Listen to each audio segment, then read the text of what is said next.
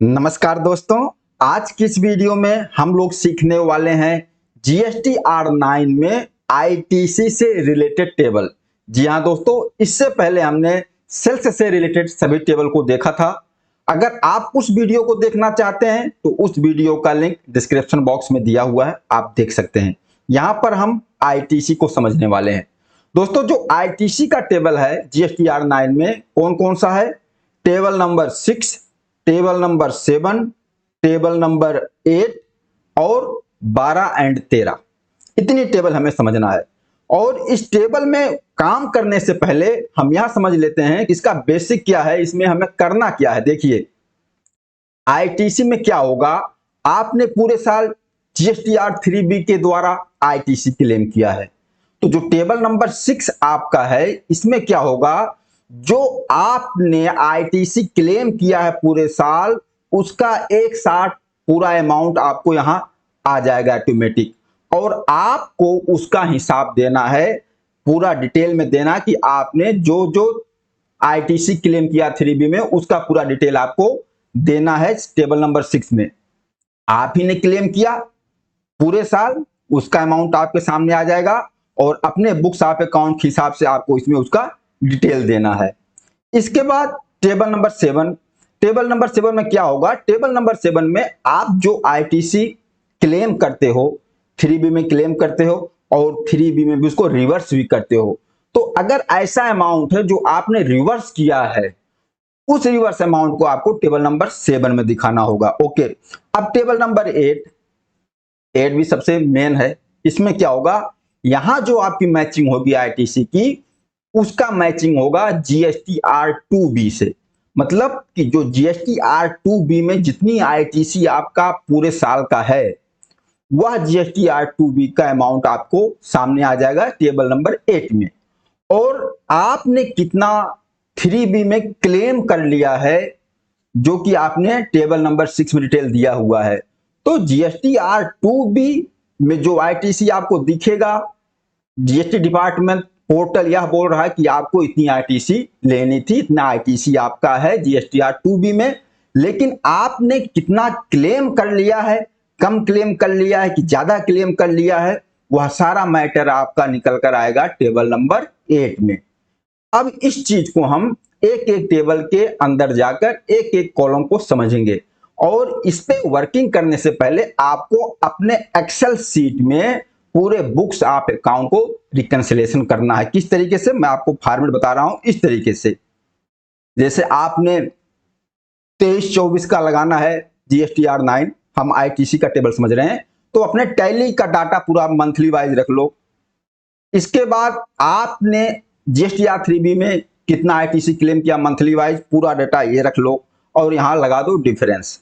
आपके टैली में क्या बोल रहा है, यानी कि बुक्स ऑफ अकाउंट में आईटीसी क्या है, आपने 3B में आईटीसी कितना क्लेम कर लिया है, कम क्लेम किया, ज्यादा क्लेम किया, जो डिफरेंस आएगा यहां आपके सामने डिफरेंस निकल कर आ जाएगा। अब डिफरेंस जो निकल कर आएगा, इसका जवाब आप ढूंढ लो, ये डिफरेंस आया क्यों, पिछले साल का आईटीसी है या आपने इस साल का आईटीसी, नेक्स्ट ईयर में जो भी डिफरेंस है, जैसा भी हो, सामने आपके एक्सेल शीट में यहां पूरा वर्किंग उसका कर लो, और इसके बाद इसकी टाइपिंग आप शुरू कर दो GSTR9 की टेबल में। वहां भी डिफरेंस आएगा, जो डिफरेंस आपके सामने यहां आएगा, अगर इसी तरीके से डिफरेंस आपके 9 में आएगा तो डरने वाली बात नहीं है, डिफरेंस आएगा, उसके साथ भी आपको अपना 9 फाइल करना है। हाँ, जो वर्किंग आप करके रखोगे इस तरीके से, इसकी भी फाइल बना के आप अपने पास रख लेना। आगे इन फ्यूचर कोई नोटिस आए या कोई जवाब मांगा जाए, क्योंकि अगर डिफरेंस आ रहा है तो आपसे पूछा भी जा सकता है, तो आप उसका प्रॉपर जवाब दे सको। इस तरीके से आपको कर लेना है। अभी हम समझने वाले एग्जाम्पल डिफरेंस वाला भी देखो, टैली में 3B में डिफरेंस भी आया है, तो डिफरेंस का ट्रीटमेंट कैसे करना है, हम सब पूरा एग्जाम्पल के साथ एक एक पॉइंट समझने वाले हैं। अब हम देखते हैं अपना टेबल नंबर 6, स्टार्टिंग कहां से होगा, GSTR9 का ये है टेबल नंबर 6, यहां से स्टार्टिंग होगा। अब जो टेबल नंबर 6 है, 6 में जो कॉलम ए है, यहां पर ऑटोमेटिक अमाउंट आपको दिखेगा। कौन सा अमाउंट दिखेगा, वही अमाउंट दिखेगा जो आपने पूरे साल खुद आपने क्लेम किया है आईटीसी 3B से। 3B के द्वारा आपने आईटीसी क्लेम किया, वह पूरा आईटीसी आपको यहाँ दिखेगा। अब आप 3B देख सकते हो। 3B कैसे, ये देखिए 3B का आपका 4 है, टेबल 4 में देखिए यहाँ पूरा आईटीसी आपको जो आपने क्लेम किया है यहाँ दिख रहा है। यही आईटीसी आपको आपके सामने वहां टेबल नंबर 6 के ए में दिख रहा है, 6 कॉलम ए में दिखेगा। अब आपको नीचे उसका डिटेल देना, जैसे आपने 3B में दिया है इंपोर्ट ऑफ गुड्स है, इंपोर्ट ऑफ सर्विसेज है, रिवर्स चार्ज का आईटीसी है, आईएसडी का है, अदर आईटीसी है। ये सारी चीजें आपने 3B में दिखाया होगा। अगर आप मंथली 3B को प्रॉपर तरीके से फाइलिंग किए होंगे पूरे वर्किंग के साथ, तो मुझे पक्का उम्मीद है कि 9 फाइल करते समय आपको कोई दिक्कत होने वाला नहीं है। ओके, अब देखिए टेबल नंबर 6 पे आते हैं हम। टेबल नंबर 6, अब यहाँ टेबल नंबर 6 के में आ गया अमाउंट जो आपने खुद ही पूरे साल क्लेम किया है जीएसटीआर 3B में, वह अमाउंट आपको यहाँ दिख गया। अब इस जो अमाउंट यहाँ पर दिख रहा है जो आपने पूरे साल क्लेम, इसकी डिटेल आपको नीचे देनी है। डिटेल कहां से देनी है? अपने बुक्स ऑफ अकाउंट के हिसाब से। अब देखिए, अब यहां आपको जो एंट्री करना है, अब आ जाइए बी में। बी में क्या है? Inward supply. इसमें जो भी आपकी इनवार्ड सप्लाई है, इसमें कौन कौन सी आईटीसी नहीं आएगी? एक तो आपने अगर इंपोर्ट्स का है, आपने गुड्स इंपोर्ट किया है, उसकी आईटीसी यहां नहीं करनी है। रिवर्स चार्ज वाली आईटीसी यहां नहीं करनी। हाँ, अगर SEZ से आपने कोई सर्विस रिसीव किया है तो वो आईटीसी इसमें इंक्लूड होगा। तो बी में कौन कौन सा? Inward supply, other than import, import of goods का आईटीसी नहीं आएगा। और अगर SEZ से आपने सर्विस लिया तो वह आईटीसी आएगा बी में। ओके, अब यहां पर 3 कॉलम दिया हुआ है, input, capital good, input service. अब यहां पर आपको अलग अलग देने की जरूरत नहीं है। हाँ, जो कैपिटल गुड्स होगा, कैपिटल गुड्स की जो आईटीसी होगी उसको आपको प्रॉपर कैपिटल गुड्स वाले आईटीसी में दिखाना होगा। बाकी जो इनपुट सर्विस की आईटीसी या इनपुट की है, इन दोनों का एक ही जगह आप इनपुट्स में डाल सकते हो। ऐसा नहीं कि आप, जरूरी नहीं है कि आपको इनपुट्स में अलग दिखाना है, इनपुट सर्विस अलग दिखाना है। आप इनपुट सर्विस वाली आईटीसी, इनपुट वाली आईटीसी एक साथ दिखा सकते हो। हाँ, अगर कैपिटल गुड्स की आईटीसी है तो उसको यहां दिखाना होगा। ओके, बी में आपने यहां दिखा दिया। अब सी में आ जाओ।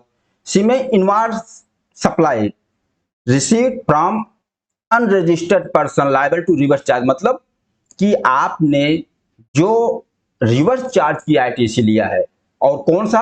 आपने किसी अनरजिस्टर्ड पर्सन से कोई सप्लाई लिया है, अनरजिस्टर्ड पर्सन से, और उस पर आपने रिवर्स चार्ज में टैक्स पेमेंट किया है और आपने उसका आईटीसी क्लेम किया है, वह आईटीसी आपको सी में दिखाना होगा। आपको अपने बुक्स ऑफ अकाउंट से एक्सेल में यह भी तैयार करके रखना होगा कि आपने अनरजिस्टर्ड वाले पर कितना रिवर्स चार्ज आपने पेमेंट किया है, उसका आईटीसी, रजिस्टर्ड वाले इनवार्ड में कितना आपने पेमेंट किया है आरसीएम, उसकी आईटीसी। तो जो अनरजिस्टर्ड वाला होगा वह सी में दोगे।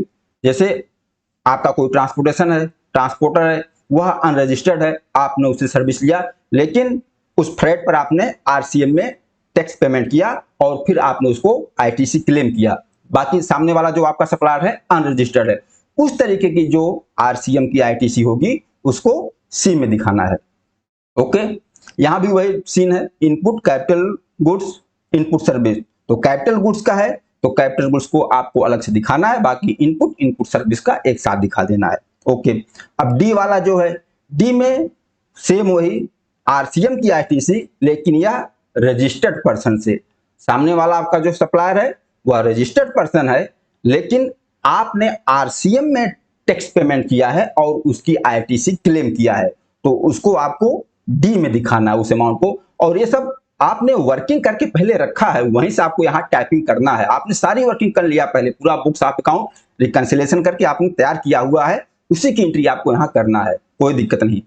सी डी में हो गया आरसीएम की आईटीसी, सी में अनरजिस्टर्ड वाले का, और डी में रजिस्टर्ड वाले से जो आपने सप्लाई लिया है। ओके, अब यहाँ ई आ गया, इंपोर्ट ऑफ गुड्स। आपने जो भी गुड्स इंपोर्ट किया है उसकी जो आईजीएसटी होगी यहां दिखाना है।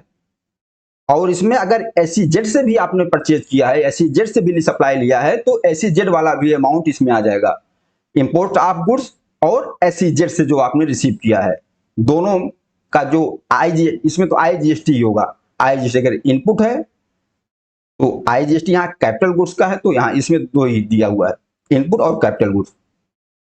अब यहाँ इंपोर्ट ऑफ सर्विस, अगर आपने कोई सर्विस इंपोर्ट किया है उसकी ITC है, वो भी IGST में होगा, लेकिन SEZ से नहीं। अगर SEZ वाली सर्विस होगी तो उसको बी में ही मैंने दिखा दिया, देखो बी में आएगा। यहाँ पर इंपोर्ट ऑफ सर्विस अगर उसका ITC है तो F में जाएगा। जी में ISD वाला इनपुट सर्विस डिस्ट्रीब्यूटर वाला अगर कोई ITC है तो उसको आप जी में दिखाओगे। इनपुट सर्विस डिस्ट्रीब्यूटर क्या हुआ, इस पर हमने डिटेल में वीडियो बनाया हुआ, आप देख सकते हैं। अगर ISD से रिलेटेड ITC है तो उसको आप जी में दिखा दो। और H में वह ITC आएगी जो आपने रिक्लेम किया हुआ है। कैसे, मतलब जैसे मान लीजिए आपका कोई ITC आया, आपके 2B में भी आया, और उस ITC को आपने क्लेम किया, क्योंकि आपके 2B में आया, आप अपने बुक्स ऑफ अकाउंट में इनवॉइस की एंट्री किए हो तो आपने उसको क्लेम किया, लेकिन उस ITC को आपको रिवर्स करना पड़ रहा है। कोई भी रीजन हो सकता है। मान लीजिए कि हमने किसी से परचेज किया और हमारे पास गुड्स नहीं पहुंचा, इनवॉइस बन गई, हमारे सप्लायर ने अपना GST आवरण फाइल किया और वह इनवॉइस हमारे ITC हमारे 2B में आ गई, और 2B में आ गई तो हम उसको एंट्री किया अपने पास, 2B से मैच किया अपनी ITC को एंट्री किया, लेकिन हमारे पास गुड्स नहीं आया। तो जब गुड्स नहीं आया तो हम उस ITC को क्लेम भी नहीं कर सकते। क्लेम किया, उसको हमने रिवर्स कर दिया, हमने बोला उसको रिवर्स कर दिया अदर्स में, और फिर जब गुड्स हमें रिसीव हो जाएगा फिर हम उस IT को रिक्लेम कर लेंगे।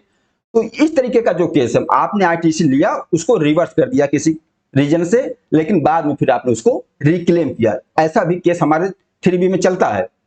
अगर रिक्लेम आपने कोई ITC किया है, आपने पूरा उस ITC को आपको H में दिखाना है, amount of ITC reclaim other than be above. ध्यान रखना कि जो अमाउंट आप H में दिखाओगे रिक्लेम वाला, वह अमाउंट आपकी यहाँ B में नहीं होना चाहिए। अगर मान लीजिए आप रिक्लेम जो भी किया है टोटल आपने अगर B में उस अमाउंट को शो कर दिया है तो आप H में मत दिखाना, फिर H में मत दिखाना। ओके, H में जो अमाउंट आप दिखाओगे रिक्लेम वाला वह B में नहीं होना चाहिए, नहीं तो डबल हो जाएगा। ध्यान रखना, अगर आपने एक साथ B में दिखा दिया तो H में मत दिखाना, लेकिन एक साथ B में मत दिखाना। अगर ऐसी केस है आपके पास कि आपने ITC क्लेम किया, उसको रिवर्स किया, फिर रिक्लेम किया, तो आपको उसको H में दिखाना होगा। वह आपके GST 3B में भी दिखेगा। ये देखिए यहां पर आपके D में, देखो D में ITC रिक्लेम्ड जो आपने रिवर्स किया हुआ था,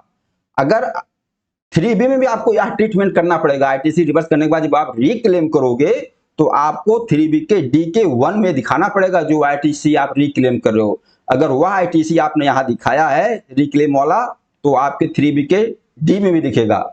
अगर इस तरीके का अमाउंट है तो इसमें, तो आपको उसको H में दिखाना होगा रिक्लेम वाला अमाउंट। ओके, यहां तक का आपका जो आपने 3B में यहां क्लेम किया है उसकी आपको पूरी डिटेल यहां देनी है। आपने पूरा डिटेल दे दिया। अब यहां पर डिफरेंस भी आ सकता है। डिफरेंस ऐसे आ सकता है कि आपने 3B में जो क्लेम किया वह अमाउंट आ गया, अब आपने बुक्स ऑफ अकाउंट के हिसाब से एंट्री किया, अगर बुक्स ऑफ अकाउंट और 3B में कुछ डिफरेंस आएगा तो वह डिफरेंस आपको यहां बताएगा, और डिफरेंस क्यों आएगा उसका जवाब आपने पहले ही एक्सेल शीट में वर्किंग करके रख लिया है।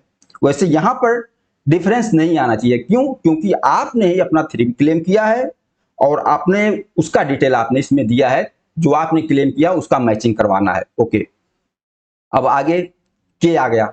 के में ट्रांस 1 की ITC अगर आपके पास है तो वह ITC इसमें दिखा दो। ट्रांस 2 की ITC है, उस ITC को दिखा दो, जो कि अभी ज्यादातर है नहीं। ट्रांस 1 या ट्रांस 2 वाला मैटर ज्यादा है नहीं, अगर है तो दिखाना, अगर नहीं है तो कोई बात नहीं। अब यहां M वाला जो मैटर है, M वाला, इसको लेकर काफी कंफ्यूज होता है लोग।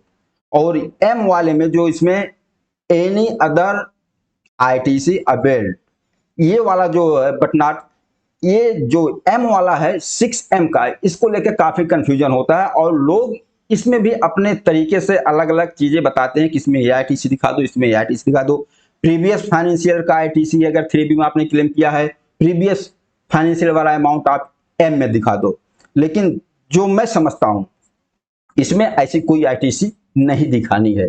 चाहे प्रीवियस फाइनेंशियल ईयर की हो, कोई भी आईटीसी हो, करंट फाइनेंशियल ईयर की हो, इसमें वह आईटीसी नहीं दिखानी है। कौन सी आईटीसी आपको दिखानी है? एम में। एम किस लिए है? 6 का जो कॉलम एम है किस लिए है? यह है जैसे आपकी ITC form 01, ITC 02, ITC form 01 क्या होता है, आईटीसी फॉर्म 02 क्या होता है, उस पर भी हमने वीडियो बनाया हुआ है। आईटीसी 01, आईटीसी 02 को समझना चाहते हो उस वीडियो को देखना। अगर आईटीसी 01 या आईटीसी 02 से रिलेटेड आईटीसी है जो स्पेशल कैटेगरी का है, जैसे नॉर्मल आईटीसी नहीं है, आईटीसी 01, आईटीसी 02 से रिलेटेड है, तो ही आपको एम में दिखाना है। अदरवाइज एम को ब्लैंक छोड़ो, एम में कुछ नहीं दिखाना, एम में कोई अमाउंट मत दिखाना। अगर आईटीसी 1, आईटीसी 2 से रिलेटेड है तभी दिखाना है, बाकी प्रीवियस ईयर का आईटीसी इसमें कुछ नहीं दिखाना है, एम को छोड़ दो। इतना ध्यान रखना, आपके केस में आईटीसी 01, आईटीसी 02 नहीं है तो आप एम को छोड़ दो, बाकी यहाँ टोटल आपका आ जाएगा, जो ओ है यहाँ टोटल आ जाएगा। तो आपने क्या किया, 3B के हिसाब से आपने जो 3B में यहाँ पूरा आईटीसी क्लेम किया है उसकी डिटेल आपने 6 में दे दिया, ओके। लेकिन अब 3B में देखो, अब यहाँ 4 का कॉलम बी है, यहाँ आईटीसी रिवर्स है, 1 में 2 में अदर्स में, जो 1 में आपने रिवर्स कर दिया परमानेंटली रिवर्स कर दिया, अदर्स में जो रिवर्स करते हो उसको रिक्लेम भी करते हो। अब यहाँ आप रिवर्स दिखाते हो, उसके बाद सी में आपका 3B में A-B करके नेट आईटीसी आता है।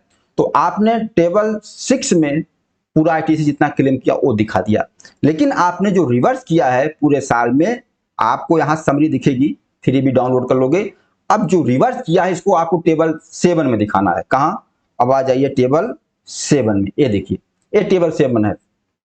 आपने पूरे साल में जो भी आईटीसी रिवर्स किया है भैया 7 में दिखा दो।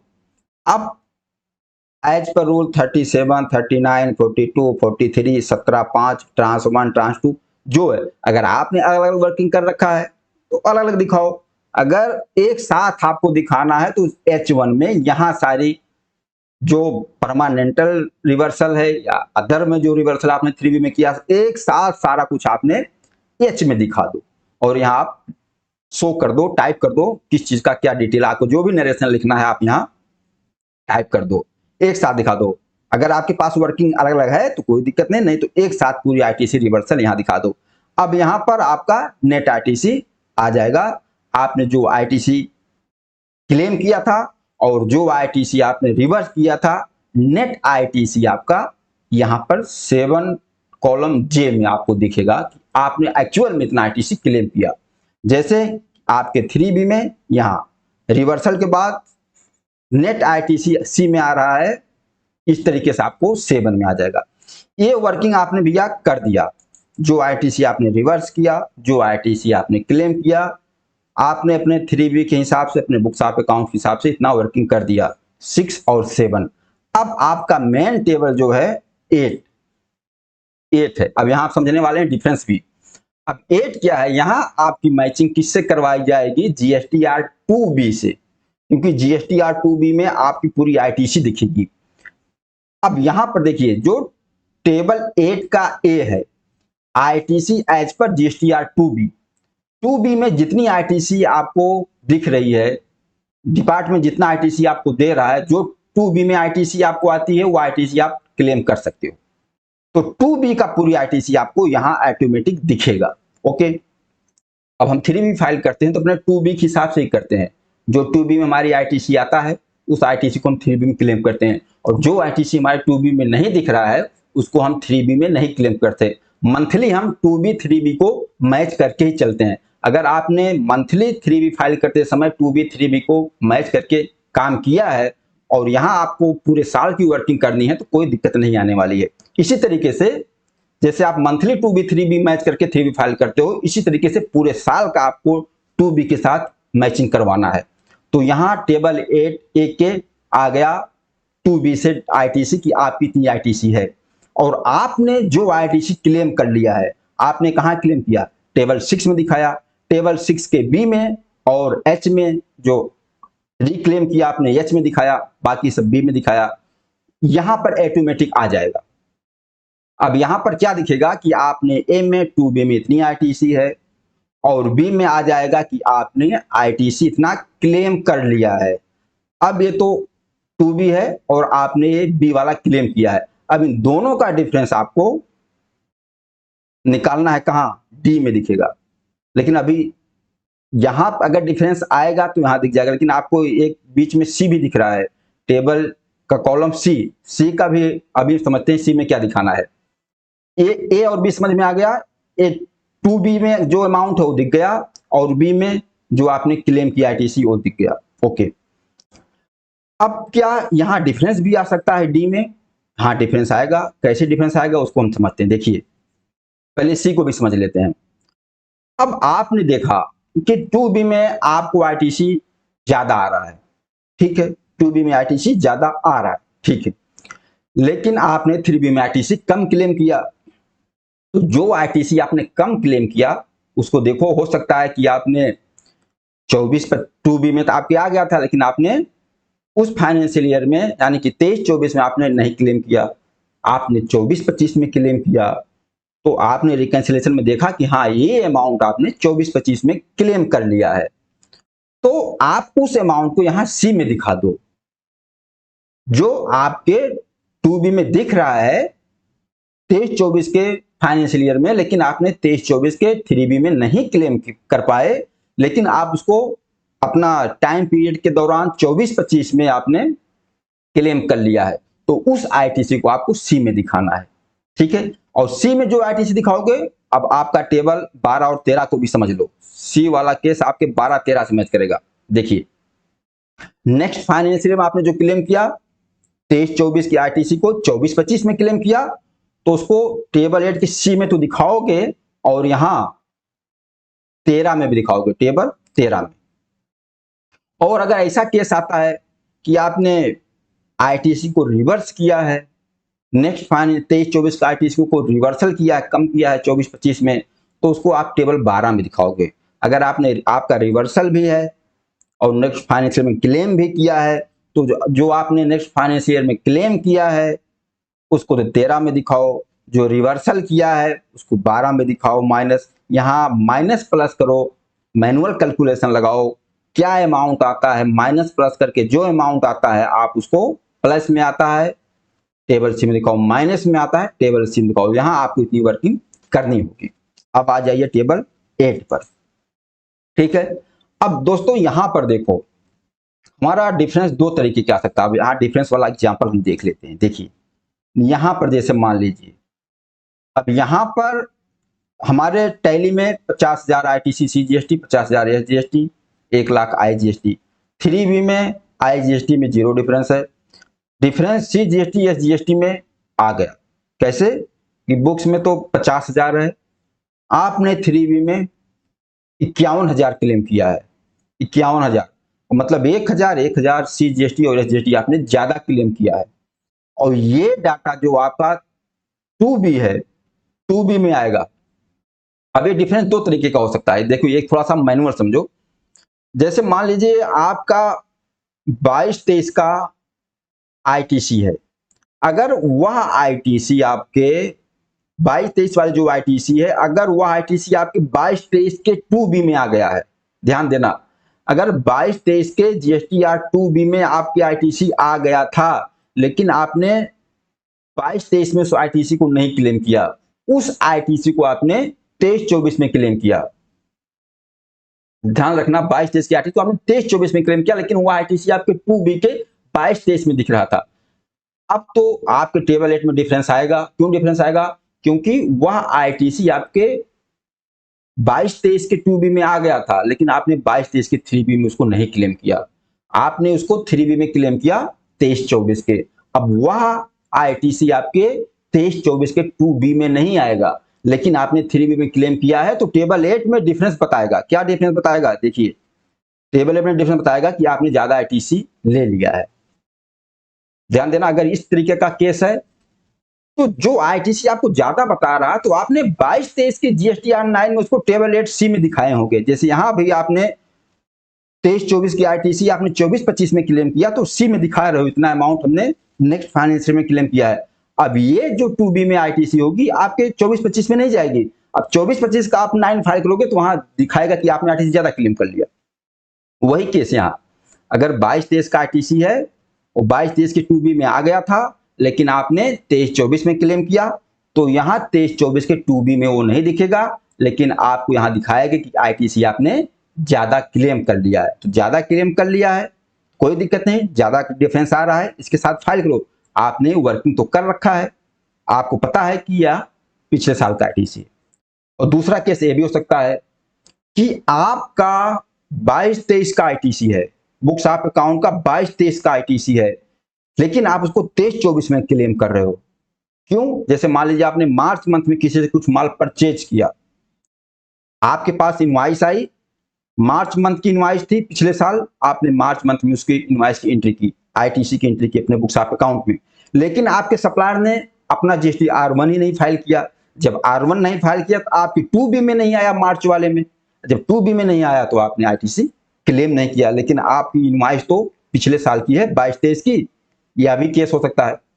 इसमें क्या होगा, अपने बुक्स ऑफ अकाउंट में आप क्या करोगे कि उस आईटीसी को आप मार्च में नहीं क्लेम करोगे, क्योंकि आपको 2B में दिख ही नहीं रहा है, 2B में नहीं दिख रहा तो आप नहीं क्लेम करोगे। उस आईटीसी को आईटीसी रिसीवेबल का एक लेजर बनाओगे, रिसीवेबल में डालकर कैरी फॉरवर्ड करोगे, उस आईटीसी को रिसीवेबल के नाम डाल दोगे, और रिसीवेबल के नाम डालोगे, फिर आपके सप्लायर ने मान लीजिए अप्रैल में 23-24 के फाइनेंशियल ईयर में अप्रैल में अपना जीएसटी फाइल करता है और अप्रैल मंथ के आपके 2B में वह दिखता है, तो आप उसको अप्रैल में क्लेम करोगे। लेकिन आईटीसी 22-23 का है, उस तरीके की आईटीसी होगी तो यहां डिफरेंस नहीं आएगा। क्यों? क्योंकि 22-23 की आईटीसी है, लेकिन वह 2B में 22-23 की आपके सप्लायर ने 2B नहीं, जीएसटी R1 नहीं फाइल किया था, आपकी 2B में नहीं आया था, 23-24 के 2B में आया है, तो 23-24 के 2B में आया और 23-24 के आपने 3B में क्लेम भी किया है, तो यहां वह 2B में आएगा और यहां पर क्लेम में आपका दिखेगा, तो ये डिफरेंस नहीं आएगा। दोनों तरीके, जैसे मान लीजिए ये देखिए ये एग्जांपल, अब मान लीजिए कि आपके सप्लायर ने 1000 का आईटीसी फाइल नहीं, रिटर्न नहीं फाइल किया था 22-23 में, तो आपने क्लेम नहीं किया 22-23 में, अब उसने 23-24 में रिटर्न फाइल किया, आपके 23-24 की 2B में आया, तो आपने 23-24 के 3B में क्लेम किया, लेकिन वह आईटीसी तो 22-23 का था, आपने रिसीवेबल में लेकर आए नेक्स्ट फाइनेंस ईयर में। मैंने क्या बताया कि दोनों तरीके का है, एक में आपका डिफरेंस आएगा, एक में डिफरेंस नहीं आएगा। अगर आपका 22-23 का आईटीसी है, आपके सप्लायर ने रिटर्न फाइल कर दिया है कि 22-23 के 2B में आ गया है, लेकिन आपने 22-23 में नहीं क्लेम किया था, 23-24 में क्लेम कर रहे हो, तो यहाँ 2B में वह आईटीसी नहीं दिखेगा, आपको बताएगा ज्यादा क्लेम किया है। ज्यादा क्लेम किया है तो प्रीवियस फाइनेंशियल ईयर का आईटीसी है। अगर मान लीजिए पिछले साल का आईटीसी है और आपके सप्लायर ने रिटर्न नहीं फाइल किया, R1 नहीं फाइल किया, आपके 2B में नहीं दिखा, तो आपने पिछले साल उसको क्लेम नहीं किया, अप्रैल में आपके सप्लायर ने अपना रिटर्न फाइल किया, आपके अप्रैल मंथ के 2B में दिख रहा है, तो आपने अप्रैल में क्लेम किया, तो यहाँ 2B में भी वो अमाउंट आएगा, आपने जो क्लेम किया यहाँ भी आएगा, आपका मैच हो जाएगा। दोस्तों क्या है, थोड़ा सा जीएसटी R9 इस तरीके से टेक्निकल है, इसमें कितना भी कोशिश करें कितना आसानी से, थोड़ा सा कंफ्यूजन क्रिएट होता है, इसमें थोड़ा सा माइंड का जो एक्सरसाइज जबरदस्त तरीके से होता है। या कोई एक चीज और बता दूं, या कोई याद करने वाली चीज नहीं है, इसमें आपको पूरा समझ कर वर्किंग करके ही करना होगा अपने माइंड से। इसमें कुछ ऐसा नहीं कि हम रट के याद कर लें, याद करने वाली कोई चीज नहीं है, आपको पूरी वर्किंग अपने हिसाब से ही करना होगा। यहां तक का मैटर क्लियर हो गया, ABC। अब डी में जो डिफरेंस आया, डिफरेंस पे हमने इतना चर्चा किया डिफरेंस को लेकर। अब यहां ऐसी कोई आईटीसी है, ITC availed but not, ITC available but not availed. ITC तो आपकी 2B में है, अवेलेबल है, आपको लेना था लेकिन आपने अवेल्ड नहीं किया। ऐसा भी कुछ अमाउंट होता है, छोटे मोटे आपने कोई परचेज किया है, कोई सामान, कोई कैपिटल गुड्स, और जिसकी आईटीसी आप चाहते हो कि इसको हमें दिखाना ही नहीं, क्लेम नहीं करना है, बुक्स में सीधा खर्चे में डाल देना है, इनपुट दिखाना ही नहीं अपने बुक्स ऑफ अकाउंट में, लेकिन आपको 2B में तो आ रहा है, तो 2B में तो आपको दिखाएगा, लेकिन आपने नहीं क्लेम किया, यहाँ डाल दो इस अमाउंट। अब कोई ऐसी आईटीसी है, अवेलेबल तो है बट इनेजिलेबल है, लेना ही नहीं था आपको, लेना ही नहीं है, ले ही नहीं सकते उसको, ऐसा कोई अमाउंट है, यहाँ दिखा दो। ओके, अब यहाँ पर जी में आ गया।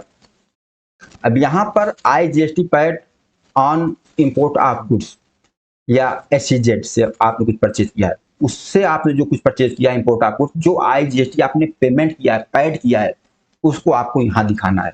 और आपने जो क्लेम कर लिया है उसको तो आपने टेबल 6 के ई में दिखाया होगा, जो आपने इंपोर्ट पर IGST क्लेम किया है उसको आपको यहाँ दिखा देना एच में। अब आपने कितना क्लेम कर लिया एच में आ गया 6 से, आपने कितना पेड किया आपने लिखा जी में। अगर इन दोनों में डिफरेंस होगा तो यहाँ आ जाएगा, अगर बराबर है तो बराबर है। इस तरीके से आपका टोटल यहाँ के में ITC आ जाएगा, जो डिफरेंस आपका आएगा यहाँ। अब ऐसी ITC यहाँ प्लस में आ गया, जो आपकी ITC लैप्स हो रही है, जो अमाउंट यहाँ का प्लस में आ गया वो ITC आपकी लेफ्ट, यानी कि आपने उसको लेना ही नहीं है। इस साल नहीं लिया तो आप नेक्स्ट फाइनेंशियल भी नहीं क्लेम करोगे, वो ITC आपकी खत्म। और ध्यान रखना, उस जो ITC आपने नेक्स्ट फाइनेंशियल क्लेम किया है उस ITC को सी में जरूर दिखा देना। अगर आप सी में नहीं दिखाओगे तो फिर नेक्स्ट फाइनेंशियल आप उसको क्लेम नहीं कर पाओगे, वो ITC आपकी खत्म, ध्यान देना। अब अगर मान लीजिए कोई ऐसा डिफरेंस आता है कि आपने ज्यादा ले लिया, सिस्टम दिखा रहा है आपने ज्यादा ले लिया है, तो आपने उसकी वर्किंग करके रखा है, उसके साथ आप फाइल कीजिए। कोई भी आगे नोटिस आता है तो आप उसका जवाब दीजिए। प्रॉपर तरीके से आपने वर्किंग किया है, कम आ रहा है, ज्यादा आ रहा है, डिफेंस आ रहा है, प्लस आ रहा है, माइनस आ रहा है, कोई दिक्कत नहीं, फाइल करो, लेकिन उसका जवाब आपके पास होना चाहिए। दोस्तों यह है आपका GST-R9 ITC से। मैंने कोशिश किया कि बिल्कुल सरल तरीके से बताने की, लेकिन ये इतना टेक्निकल है ही है कि बताने वाला ही बीच बीच में कंफ्यूज हो जाता है, क्योंकि इतनी इस टेबल का उस टेबल, उस टेबल का इस टेबल, तो समझने वाले के ऊपर क्या इफेक्ट आएगा। लेकिन ऐसी कोई बात नहीं है, मैंने कोशिश किया बिल्कुल सरल तरीके से बताने की। बाकी आप जब काम करोगे प्रैक्टिकल में तो आपको ज्यादा मैटर क्लियर होगा। और मैं एक फार्मूला भी बताता हूं आपको। अगर ज्यादातर क्या है, GST-R9 ज्यादातर अकाउंटेंट फाइल नहीं करते, वो अपने CA से, चार्टेड अकाउंटेंट से फाइल करवाते हैं। लेकिन मैं चाहता हूं आप खुद इसको फाइल करो। किस तरीके से फाइल करो, फाइनल मत फाइल करो, मतलब आप पूरी वर्किंग कर लो। हमने आपको वीडियो में एक एक पॉइंट बताया, एक्सेल शीट में पूरी वर्किंग कर लो, बुक्स आप अकाउंट को पूरा रिकंसाइल कर लो और अपनी पूरी एंट्री कर दो, GST-R9 में पूरी एंट्री करके सेव कर दो और अपने CA के पास भेज दो और उसको बोलो सर जी मैंने पूरी वर्किंग कर रखा है, पूरा रिकंसाइल कर रखा है, बुक्स आप अकाउंट है, GST-R9 में पूरा मैंने टाइपिंग कर रखा है, आप चेक कर लो, ओके है तो फाइल कर दो। अगर कोई दिक्कत है, कुछ गलती किया तो मुझे आप बताओ। अगर ओके है तो आप किसी ने बोला भैया आपने जो काम किया सब डन है, ओके है, तो समझो आप पास। अगर कोई गलती कहीं कुछ हो गई है तो आपको CA बताएगा भैया आपको ये यहाँ करना था, ऐसे आपने जो डिफरेंस आया है, तो आप उसको ठीक कर लो, सीख जाओगे। इस तरीके से वर्किंग करके आप अपने कॉन्फिडेंस को बढ़ाओगे और आप सीख पाओगे। कितना भी वीडियो देखोगे, कितना भी देखोगे, लेकिन जब आप काम करने बैठोगे तो आपके पास कोई ना कोई कंफ्यूजन खड़ा हो जाएगा। इसलिए जब आप काम करोगे, देखोगे, समझोगे, काम करोगे, उसके बाद ही क्लियर होता है। और ज्यादातर लोग GST-R9 में हाथ ही नहीं डालते हैं, इससे बगल हो जाते हैं। लेकिन ऐसा कुछ नहीं, आपको हाथ डालना है। अगर GST-R9 नहीं फाइल किया तो GST में काम करने का कोई मतलब ही नहीं है। इसलिए GST-R9 आप फाइल करो। मैंने सेल्स वाली टेबल भी बताया और ITC की भी टेबल बताया। अब आप देखने के बाद अपना रिस्पॉन्स देना। अगर कुछ कंफ्यूजन हुआ हो, कुछ नहीं समझ में आ रहा हो, तो आप कमेंट करके पूछना। भाई देखो, हर एक दूसरे सब लोग सीखते हैं, ऐसा कुछ नहीं है कि आप, अगर मैंने भी कुछ गलती किया है, मैंने भी बताने में कुछ मुझसे मिस्टेक हो गई होगी, तो आप उसको भी करेक्ट करना कि सर आपने ऐसा नहीं ऐसा बता दिया, तो मुझे अच्छा लगेगा। जो भी रिस्पॉन्स हो खुल के आप दीजिए, जो भी पूछना हो पूछिए, मैं कोशिश करूंगा आपका हर सवाल का जवाब देने की। इस वीडियो में इतना ही। नमस्कार, धन्यवाद।